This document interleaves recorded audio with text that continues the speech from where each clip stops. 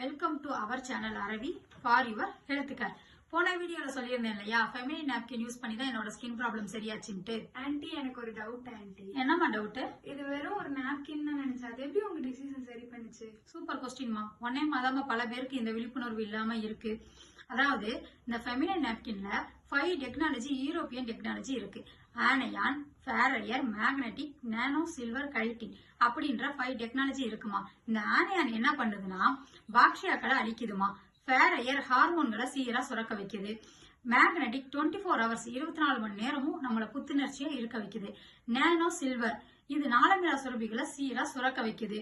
Chitin use பண்ணிட்டு நம்ம கீழே போட்டாலும் அது மக்கிற வரைக்கும் வேலை செய்யுதுமா.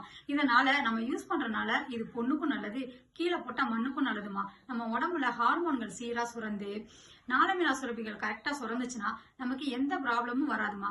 வர முக்காவாசி பிரச்சனைகளுக்கு காரணம் ஹார்மோன் சரியா சுரக்காதனாலதாமா. அது அதிகமா சுரந்தாலும் நமக்கு ப்ராப்ளம் தான், கம்மியா சுரந்தாலும் ப்ராப்ளம் தான். அதே மாதிரி நாளமில்லா சுரப்பி, நமக்கு தைராய்டு சுரப்பி, பிட்யூட்டரி சுரப்பி, அட்ரினல் சுரப்பின்னு நிறைய சுரப்பிகள் இருக்குமா. இந்த தைராய்டு சுரப்பி சரியா சுரக்காதனாலதான் நமக்கு தைராய்டு வருது.